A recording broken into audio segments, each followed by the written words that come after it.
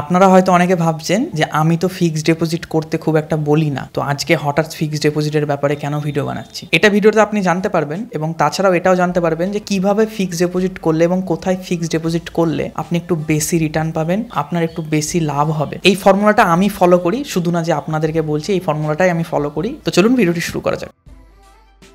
তো প্রথমে বলা যাক ফিক্সড ডিপোজিট কি এবং এই জিনিসটা কিভাবে কাজ করে এবং এই জিনিসটার প্রতি মানুষের এত বিশ্বাস কেন। ফিক্সড ডিপোজিট মানে আপনি নির্দিষ্ট কিছু টাকা নির্দিষ্ট কিছু সময়ের জন্য আপনার ব্যাংকে রাখবেন এবং সেই সময়টা পার হলেই ব্যাংক আপনাকে ওই টাকাটা কিছু সুদের সাথে ফেরত দেবে। এটাই হচ্ছে মূলত ফিক্সড ডিপোজিটের মানে। এখানে যে রিটার্নটা আপনি পান সেটা ফিক্সড, তার জন্য এটার নাম হচ্ছে ফিক্সড ডিপোজিট। তো আপনাকে যে রিটার্নটা বলবে ব্যাংক দেবো সেটা আপনাকে দেবেই। এখানে এমন কোনো ব্যাপার না যে আপনাকে কম দেবে রিটার্ন কিংবা বেশি দেবে, যে রিটার্নটা বলবে সেটা আপনি পাবেন। এই কারণে এটিকে সেফ বলা হয়। সেফ কথার মানে এটাই যে যেটা আপনাকে বলা হবে সেটা আপনি পাবেন। এবং ঠিক এই সব কারণের জন্যই ফিক্সড ডিপোজিট এত জনপ্রিয় এবং বিশেষ করে সিনিয়র সিটিজেনরা এইগুলো বেশি করে থাকেন, যাতে জন্য মান্থলি তারা ইন্টারেস্টটা পেতে থাকেন এবং তার সাথে তাদের ফিক্সড ডিপোজিটটা ব্যাংকে থাকে। শুধুমাত্র এটাও না, গত 50 বছরে আমাদের দেশের প্রায় প্রচুর মানুষ ফিক্সড ডিপোজিটের ওপর প্রচুর টাকা ইনভেস্ট করেছে এবং আমাদের দেশের বিশেষ একটা বড় অঙ্কের টাকা এখনো পর্যন্ত ফিক্সড ডিপোজিটে আছে। কিন্তু এটাও সত্যি যে ধীরে ধীরে ওই টাকাগুলো কমছে এবং ব্যাংকে মানুষজন ফিক্সড ডিপোজিট এখন একটু কম করছে, একটু অন্য সব জিনিসও ইনভেস্ট করা মানুষ শুরু করেছে। কিন্তু আমি ভিডিওটা বানাচ্ছি এই কারণেই, আপনারা হয়তো অনেকে জানেন যে আমি ফিক্সড ডিপোজিট খুব একটা করতে বলি না মানুষকে, কিন্তু এই কারণে ভিডিওটা বানাচ্ছি যে সামান্য কিছু টাকা প্রত্যেকটা মানুষের কাছে আলাদাভাবে থাকা উচিত, যেটা ইনভেস্টমেন্ট হিসাবে না। হতে পারে কোনো রকম বিপদ আসলো, হতে পারে কোনো রকম দরকার পড়লো এবং একটা বড় খরচের সামনে পড়লেন, তো সব সময় সম্পূর্ণ টাকা নিয়ে গিয়ে মিউচুয়াল ফান্ডে ইনভেস্ট করে রেখে, স্টক মার্কেট ইনভেস্ট করে রেখে সেটা তো অবশ্যই করবেন, কিন্তু তাছাড়া সামান্য কিছু টাকা আপনার দরকারের জন্য বা আপনার প্রয়োজনীয় এবং হঠাৎ দরকারের জন্য আপনি ফিক্সড ডিপোজিট করে রাখবেন, যাতে জন্য হঠাৎ করে যখন দরকার পড়বে আপনি যেন ফিক্সড ডিপোজিটটা থেকে টাকাটা তুলে আপনি ব্যবহার করতে পারেন। এই একটাই কারণ আমার আজকের এই ভিডিওটা বানানোর। তো ধরুন পুরো 1 বছরে খরচ করার পরে, আপনার ইনকাম থেকে খরচ করার পরে মোটামুটি 2 লক্ষ টাকা বাঁচিয়ে ইনভেস্ট করেন, তো তার কিছুটা সংখ্যক টাকা 10% কিংবা 15% আপনি চাইলে ফিক্সড ডিপোজিট করতে পারেন, বাদ বাকি আপনার ইনভেস্টমেন্ট করতে পারেন। আচ্ছা, কেন আপনাকে আমি বলছি যে আপনি কম পরিমাণে ফিক্সড ডিপোজিট করবেন? এটার পিছনে অনেক কটা কারণ আছে। প্রথম কারণ হচ্ছে ইনফ্লেশন। বেশিরভাগ ব্যাংক যে পার্সেন্টেজে রিটার্ন আপনাকে দেয় সেটা ইনফ্লেশনকেও বিট করতে পারে না, কারণ বেশিরভাগ বড় বড় ব্যাংকে ফিক্সড ডিপোজিট আপনি কত পার্সেন্ট পাবেন? 6 থেকে 6.5%, কিন্তু আমাদের ইনফ্লেশন রেট হচ্ছে 7%। সুতরাং জিনিসপত্রের দাম প্রত্যেক বছর 7% বাড়ছে, কিন্তু আপনার যে ফিক্সড ডিপোজিট করেছেন সেটা মাত্র 6 থেকে 6.5% বাড়ছে। তো আপনার টাকাটি অ্যাকচুয়ালি বাড়ছে না, আপনার টাকাটি অ্যাকচুয়ালি যেরকম ছিল সেরকম আছে কিংবা তার থেকেও কমে যাচ্ছে। এই কারণেই আপনাকে ফিক্সড ডিপোজিটটা করতে বলছি, যদি হঠাৎ করে আপনার জীবনে কোনো রকম বিপদ আসে আপনি যেন হঠাৎ করে টাকাটা তুলে ব্যবহার করতে পারেন। কারণ মিউচুয়াল ফান্ড হচ্ছে একটা লং টার্ম গ্রোথ, ওখানে আপনি অনেক সময় ধরে 12 বছর 15 বছর যখন টাকা ইনভেস্ট করবেন তখন আপনি একটা ভালো রিটার্ন পাবেন। তো 12 বছর 15 বছরের মধ্যে প্রত্যেকের জীবনে কোনো না কোনো টাইমে একটা দরকার পড়তেই পারে, সেই হিসাবে সামান্য কিছু টাকা আপনি ফিক্সড ডিপোজিটে রাখবেন। এছাড়াও আপনারা হয়তো জানেন যে ফিক্সড ডিপোজিট থেকে যে রিটার্নটা আপনি পান সেটা কিন্তু ট্যাক্সেবল। আপনারা যারা আইটিআর ফাইল করেন তারা এটা জানবেন যে এটা কিন্তু ট্যাক্সেবল, এটার উপরেও কিন্তু আইটিআর এ ট্যাক্স দিতে হয়। 6 থেকে 6.5% পাওয়ার পরে ওটার উপর আবার ট্যাক্স দিতে হয়, তাহলে বুঝতেই পারছেন জিনিসটা কিরকম হয়ে দাঁড়াচ্ছে। তো ইনফ্লেশন জিনিসটা বিশেষ করে এফেক্ট করে ফিক্সড ডিপোজিটকে, এর জন্যই হচ্ছে আপনার ফিক্সড ডিপোজিট খুব কম পরিমাণে করা উচিত। অবশ্যই এটার থেকে বেটার অপশন আছে, যে ফিক্সড ডিপোজিট থেকে better option mutual fund, gold, ETF, gold investment, এগুলো আছে, কিন্তু আজকের ভিডিওতে আমরা ওগুলো নিয়ে কথা বলবো না, কারণ আজকে আমরা বিশেষত বিপদ থেকে রক্ষা পাওয়ার জন্য যে ফিক্সড ডিপোজিটটা করা উচিত সেটা নিয়ে কথা বলছি। আপনারা যদি চান যে এর থেকে বেটার কোনোভাবে ইনভেস্ট করতে, আপনি আমার চ্যানেলে যেতে পারেন, অনেক ভিডিও আছে, সেগুলো দেখতে পারেন, আশা করি আপনার কাজে লাগবে। এবার কথা বলা যাক কোথায় আপনি ফিক্সড ডিপোজিট করবেন যাতে জন্য আপনি একটু বেশি লাভবান হন। এবার ভিডিওটা খুব মনোযোগ দিয়ে দেখা শুরু করুন। দেখুন, আপনার ফিক্সড ডিপোজিট সেখানে করা উচিত যেখান থেকে আপনি একটু বেশি রিটার্ন পাবেন এবং যাতে আপনার লাভ একটু বেশি হয়। আমি যদি আপনাকে আমাদের দেশের সব থেকে বড় বড় ব্যাংকগুলোর উদাহরণ দিই, যেমন এসবিআই আপনাকে ফিক্সড ডিপোজিটে 6.70% রিটার্ন দেয়। পিএনবি, যেটা একটা বড় সরকারি ব্যাংক, সেটাও আপনাকে 6.70% রিটার্ন দেয়। ব্যাংক অফ বরোদা, যেটাও একটা সরকারি ব্যাংক, সেটা আপনাকে 6.50 মানে 6.5% রিটার্ন দেয়। এবার ধরে নিই একটু প্রাইভেট ব্যাংক, সব থেকে বড় আইসিআইসিআই 6.60%, এইচডিএফসি ব্যাংক 6.60%। তো বুঝতে পারছেন সবাই প্রায় আপনাকে 6.5%-এর আশেপাশে রিটার্ন দিচ্ছে ফিক্সড ডিপোজিটে। তো বুঝতে পারছেন রিটার্নটা কতটা কম বড় বড় ব্যাংকে। কিন্তু ঠিক ওই ফিক্সড ডিপোজিট স্মল ফাইন্যান্স ব্যাংকে আপনি যদি করেন তাহলে দেখবেন রিটার্নটা প্রায় 2%-এর কাছাকাছি বেশি। যেমন উজ্জীবল স্মল ফাইন্যান্স ব্যাংক 7.75% রিটার্ন দেয় ফিক্সড ডিপোজিটে। ইউনিটি স্মল ফাইন্যান্স ব্যাংক 8.60%, উৎকর্ষ স্মল ফাইন্যান্স ব্যাংক 8.25% এবং স্লাইস স্মল ফাইন্যান্স ব্যাংক 8.25%। তাহলে বুঝতে পারছেন আপনি দেশের সব থেকে বড় বড় ব্যাংকগুলোতে পাচ্ছিলেন 6.5%, আর এখানে স্মল ফাইন্যান্স ব্যাংকগুলোতে পাচ্ছেন আপনি প্রায় 8.5%-এর কাছাকাছি। তো 2%-এর তফাৎ। ইনফ্লেশন যদি 6.5 থেকে 7% হয় তাহলে আপনার ওই বড় বড় ব্যাংকের ফিক্সড ডিপোজিটের পুরো রিটার্ন গেল ইনফ্লেশনে। বাট আপনি যদি এই ব্যাংকগুলোতে করেন তবু আপনার হাতে 1.5 থেকে 2% বা 1% আপনার হাতে বেঁচে থাকবে। এটাই আপনাকে ভাবতে হবে এবং আপনাকে ঠিকভাবে একটু ভেবে চিন্তে আপনার নিজের প্রফিটটা দেখে জায়গাটা বানিয়ে নিতে হবে। এবার আপনাদের মাথায় এই প্রশ্নটা আসতে পারে যে এই ব্যাংকগুলো কেন বেশি দেয় রিটার্ন। প্রথমে বলে রাখি, প্রত্যেকটা ব্যাংক আরবিআই রেগুলেটেড, সুতরাং প্রত্যেকটা ব্যাংকের যত নিয়ম কানুন সমস্ত কিছু আরবিআই দেয়, সেগুলোকে মেনে চলতে হয়। এখানে এমন নাই যে স্মল ফাইন্যান্স ব্যাংক নিজের ইচ্ছা মতন যা খুশি করে, বড় বড় ব্যাংকগুলো নিজের ইচ্ছা মতো করতে পারে না, ওটা বেশি সেফ, এমন কোনো ব্যাপার না। সবাইকে আরবিআই এর রেগুলেট মেনে চলতে হয়। তো এবার একটু ভাবুন যে ফিক্সড ডিপোজিটটা অ্যাকচুয়ালি কাজ করে কিভাবে। আপনি কোনো টাকা ব্যাংকে দিলেন, সেই টাকার উপরে তারা বললো যে ঠিক আছে আপনি টাকাটা দিলেন, আপনাকে আমি 7% ইন্টারেস্ট রেট দেবো, কিন্তু 2 বছর পর্যন্ত আপনি টাকাটা তুলবেন না। হ্যাঁ, আপনি চাইলে খুব দরকার পড়লে তুলতে পারেন, সেক্ষেত্রে আবার 1% পেনাল্টি নেয় ওনারা। তো এইটাই যে আপনার টাকাটাকে 2 বছরের জন্য কোথাও লক করে দেওয়া হলো এবং আপনার টাকাটা নিয়ে তারা যেন একদম ফ্রি মাইন্ডে কাউকে লোন দিতে পারে। এটাই হচ্ছে ব্যাংকের মেন ব্যবসা, যে আপনার কাছ থেকে টাকাটা নিয়ে ওই টাকাটাকে আপনাকে আটকে দেওয়া হয় এই কারণে যাতে না আপনি আবার মাঝপথে আবার হঠাৎ করে চেয়ে বসবেন যে টাকাটা আমাকে ফেরত দেন। তখন ওই টাকাটা আপনার টাকাটা নিয়ে অন্য কাউকে হয়তো লোন দিয়ে আছে ব্যাংক, তো তখন ওর কাছ থেকে নিয়ে এসে আপনাকে কিভাবে ফেরত দেবে। এই সিস্টেমটার জন্যই ফিক্সড ডিপোজিট আবিষ্কার করা হয়েছে এবং এটাই হচ্ছে কি আপনার টাকাটাকে যদি ওখানে আটকে দেওয়া যায় এবং আপনাকে বলা হয় যে আপনি যদি তোলেন তাহলে আপনি রিটার্নটা কম পাবেন, সুতরাং অনেক মানুষ তুলবে না। এইভাবে টাকাটাকে আটকে দিয়ে ওই টাকাটা নিয়ে অন্য কাউকে লোন দেওয়া হয় এবং সেই লোন থেকে বেশি পার্সেন্ট ব্যাংক ইনকাম করে, 12%, 14%, 15% ইনকাম করে এবং আপনাকে 7 থেকে 8% ব্যাংক দেয়। এটা হচ্ছে মোটামুটি ফিক্সড ডিপোজিট ব্যাংকের তরফ থেকে কিভাবে কাজ করে সেটা। এবার বলি এই স্মল ফাইন্যান্স ব্যাংকগুলো কিভাবে আপনাকে বেশি রিটার্ন দেয়। নামটা শুনে আপনি বুঝতে পারছেন স্মল ফাইন্যান্স ব্যাংক। এগুলো হচ্ছে আমাদের দেশের বড় বড় ব্যাংকগুলো যেরকম আছে তাদের থেকে একটু ছোট প্রকারের ব্যাংক। তার মানে এটা কিন্তু এরকম না যে একদম গ্রামে গ্রামে যে ব্যাংকগুলো থাকে, এগুলো যথেষ্ট স্টেবলিশড এবং এইসব ব্যাংকগুলো স্টক মার্কেটেও বেশিরভাগ লিস্ট আছে। সুতরাং এগুলো অনেক বড় ব্যাংক এবং এরা স্মল ফাইন্যান্স ব্যাংক ক্যাটাগরিতে পড়ে। কিসের জন্য পড়ে এবং আরবিআই এগুলোকে কেন স্মল ফাইন্যান্স ব্যাংক ক্যাটাগরিতে রেখেছে তার পিছনে অনেক কারণ আছে। যে এরা খুব অল্প ইনকামের মানুষকে লোন দেয়, বেশ কিছু শহরে যেখানে বড় বড় ব্যাংকের ব্রাঞ্চ নেই সেখানে গিয়ে এরা ব্রাঞ্চ বানায় এবং তাদেরকে সার্ভিস দেয়। এরকম ধরনের আরো অনেক কারণ আছে যার কারণে এই সব ব্যাংকগুলোকে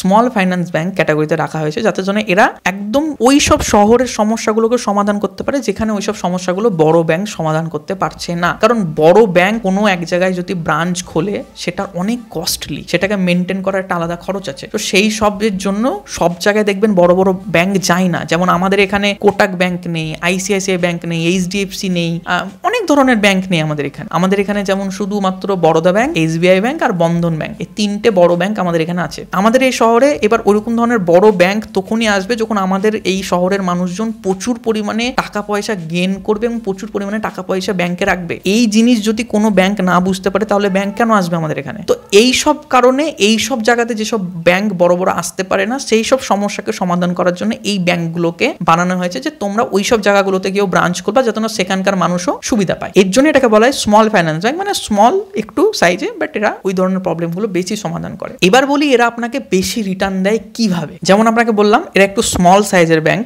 সুতরাং এদের কাছে কাস্টমার একটু কম থাকে, আর কাস্টমার কম থাকলে এটা ব্যাংকের পক্ষে খুব প্রবলেমেটিক একটা ব্যাপার। সুতরাং তারা তাদের এফডি যে ইন্টারেস্ট রেটটা সেটাকে একটু বাড়িয়ে দেয় যাতে আরো বেশি মানুষ ওদের ব্যাংকে এফডি করে ওই ইন্টারেস্টটা বেশি হওয়ার কারণে, এবং সেই ইন্টারেস্টের টাকাটা নিয়ে তারা যেন অন্য কাউকে লোন দিতে পারে এবং তাদের যেন লোনের জন্য যথেষ্ট পরিমাণে টাকা থাকে। এটা হলো প্রথম পয়েন্ট।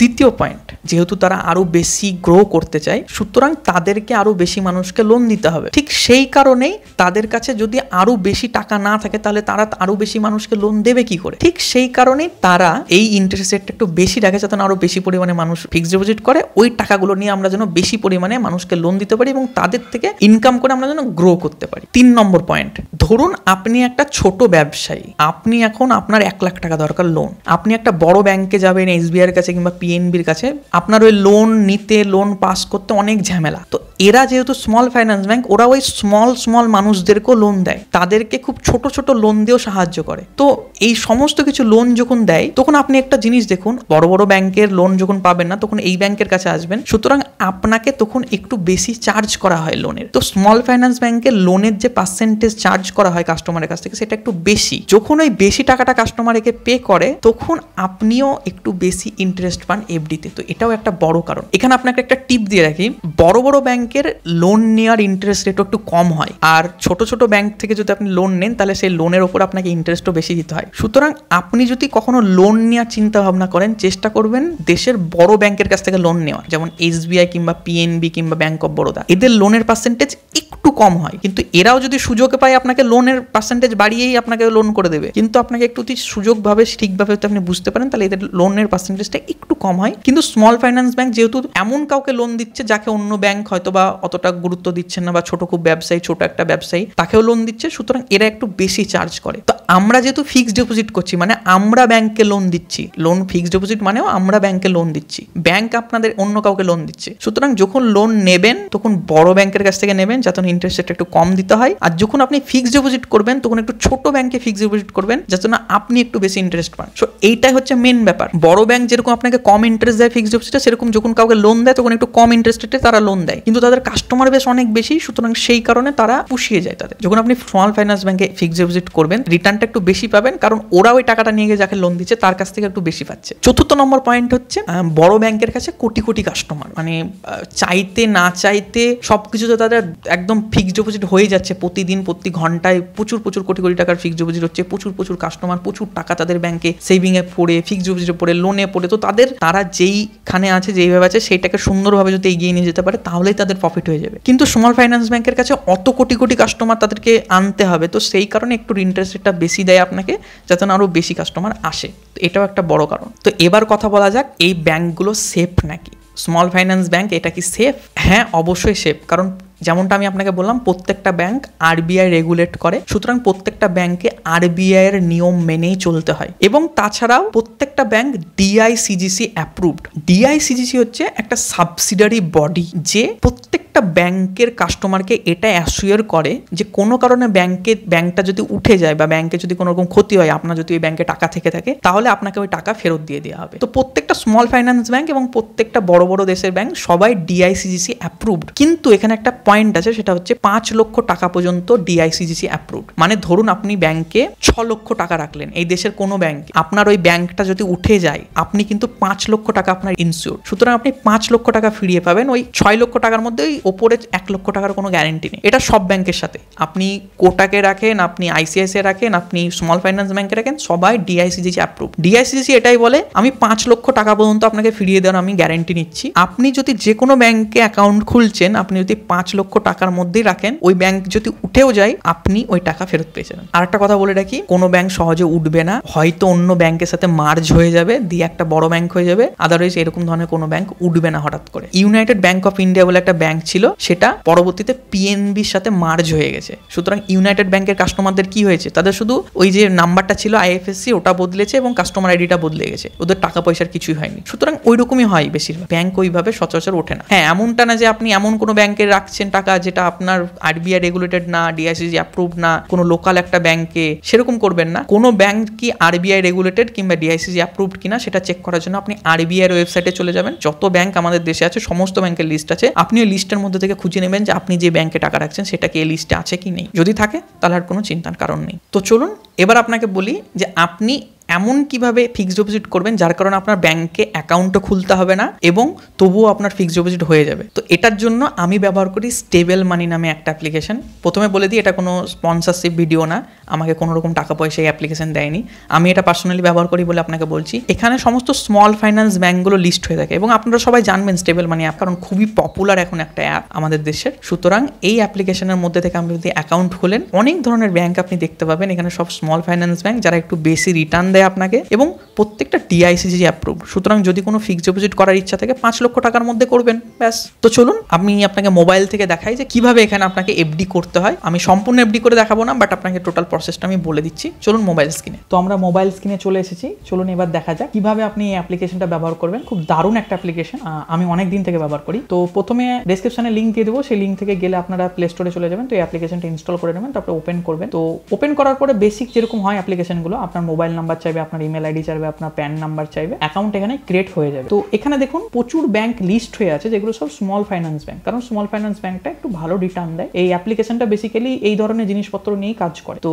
যেমন দেখতে পাচ্ছেন এখানে সামনেই Suryoday finance bank small finance bank দেখাচ্ছে 8.80% ইন্টারেস্ট। এরপরে দেখুন এখানে Utkarsh small finance bank, Unity small finance bank, যেটা আপনাকে ভিডিওতে আগেই বললাম, স্লাইস স্মল ফাইন্যান্স ব্যাংক। তো এই ধরনের প্রচুর ব্যাংক আপনি পাবেন। তো যেমন উদাহরণের জন্য আমি যদি ইউনিটি স্মল ফাইন্যান্স ব্যাংকের মধ্যে যাই, তাহলে দেখুন এখানে ইন্টারেস্ট রেট দেখাচ্ছে সিনিয়র সিটিজেনদের জন্য 9.10%, আর রেগুলার মানে নর্মাল মানুষ যদি করে তাহলে 8.60%, যেমনটা আপনাকে আমি ভিডিওতে আগেই বলেছি। তো খুবই সিম্পল।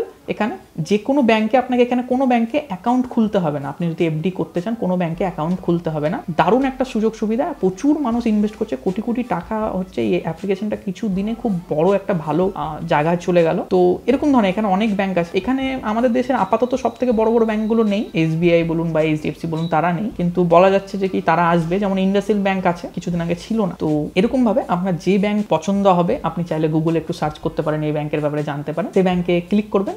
এখানে সমস্ত এদের ফিক্সড ডিপোজিটের যে রিটার্ন বা ইন্টারেস্ট সেগুলো সব এখানে দেখাবে। আপনি যদি সিনিয়র সিটিজেন হন সেগুলো দেখে নিতে পারেন। দেন তারপরে আপনি এখানে এসে ইনভেস্ট নাওয়ে ক্লিক করতে পারেন। ইনভেস্ট নাওয়ে যেই ক্লিক করবেন, তো আপনাকে এখানে বলবে যে আপনি কত টাকা ইনভেস্ট করতে চান, সেই অ্যামাউন্টটা আপনি এখানে দিতে পারেন। যেমন আমি এখানে 10,000 দিলাম। 10,000 দিলে আপনি কত সময়ের জন্য করতে চান সেটাও এখানে দেখাবে, যে 8.60 যদি 1001 ডেজের জন্য করেন, 8% যদি 701 দিনের জন্য করেন, 8% যদি 3 বছরের জন্য করেন, 8% যদি 5 বছরের করেন, 7.75 আছে নিচেও। এরকম ধরনের অনেক দেখাবে আপনাকে। তো আপনার যে ইন্টারেস্ট রেটটা এবং দিনগুলো যত দিনের জন্য করতে চান সেটা যখন আপনি কনফার্ম করবেন, তো তারপরে আপনি এখানে অ্যামাউন্টটা দেবেন, ব্যাস কত টাকা টোটালে রিটার্ন পেয়ে আপনাকে রিটার্ন দেওয়া হবে সেটা দেখাবে। তো এক্ষেত্রে 2628 টাকা পাবেন। এখানে আরো ইনস্ট্রাকশন আছে যে ইন্টারেস্ট পে আউট, আপনি কি ম্যাচুরিটিতে নেবেন, একসাথে টাকাটা ফেরত নেবেন, নাকি মান্থলি আপনার ব্যাংকে ইন্টারেস্টটা চলে আসবে, এই ধরনের জিনিসপত্র বলবে। তো এরপর আপনি এখানে কন্টিনিউ করবেন। কন্টিনিউ করলে জাস্ট আপনার মোবাইল নাম্বারটা একটু ভেরিফাই করতে বলবে, এবং মোবাইল নাম্বার ভেরিফাইয়ের সাথে সাথে আপনার এই ব্যাংকে যে এফডিটা খোলার জন্য আপনাকে একটা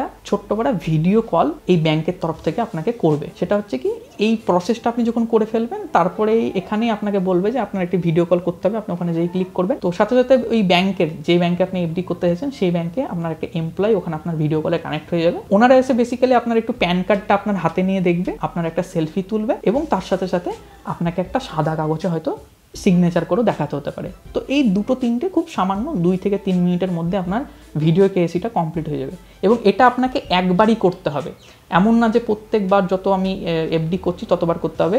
ধরুন আপনি ইউনিটি স্মল ফাইন্যান্স ব্যাংকে একবারই ভিডিও কলটা কমপ্লিট করে নিলেন, তো এরপরেও যখন আপনি ইউনিটি স্মল ফাইন্যান্স ব্যাংকে এফডি করতে যাবেন এর মাধ্যমে আপনাকে আর কিছু করতে হবে না, ভিডিও কল করতে হবে না। কিন্তু আবার যদি শুরুদ্দায় স্মল ফাইন্যান্স ব্যাংকে করতে যান তখন আরেকবার আপনাকে ভিডিও কেএসি করতে হবে। তো প্রত্যেকটা ব্যাংকের জন্য একবার করে করতে হবে। তো এখান থেকে 2-3টে ব্যাংক চুজ করে আপনি ভালোভাবে এফডি করতে পারেন। কোনো ব্যাংকে অ্যাকাউন্ট খোলার ঝামেলা নেই। আপনি জাস্ট এই অ্যাপ্লিকেশনের মাধ্যমে ডিরেক্টলি জাস্ট ভিডিও কল করে আপনার কেওয়াইসিটা কমপ্লিট করে নিয়ে আপনি এখানে এফডিটা করে দিতে পারবেন। মিনিমাম এফডি এখানে 1000 টাকা, তো 1000 টাকার আপনি এফডি করতে পারেন, ঠিক আছে। আর এখানে আমি যদি একটু আপনাকে দেখাই, ইনভাইট অ্যান্ড আর্ন সেকশনটা গিয়ে আমি যদি দেখাই তাহলে দেখবেন এখানে এখন একটা অফারও চলছে, যে প্রথমবার যদি আপনি এফডি করেন তাহলে আপনাকে 200 টাকার একটা ভাউচার দেওয়া হবে, সেটা অ্যামাজন ভাউচার সম্ভবত। তো এটা আপনি পেতে পারেন। তো এই অ্যাপ্লিকেশনটা আপনি ব্যবহার করতে পারেন চাইলে। এখানে আমার কিছু কোনো রকম কিন্তু প্রফিট নেই, আমি কিন্তু আপনাকে বারবার বলছি, আপনি কিন্তু ভাববেন না যে পেড প্রমোশন করছি বা এই অ্যাপ্লিকেশনটা আমাকে টাকা দিয়েছে, এরকম কোনো ব্যাপার নেই। আপনি দেখতে পারেন, এরকম ভাবে ডেসক্রিপশনে লিঙ্ক দেওয়া থাকবে, ওখান থেকে গিয়ে আপনারা করতে পারেন।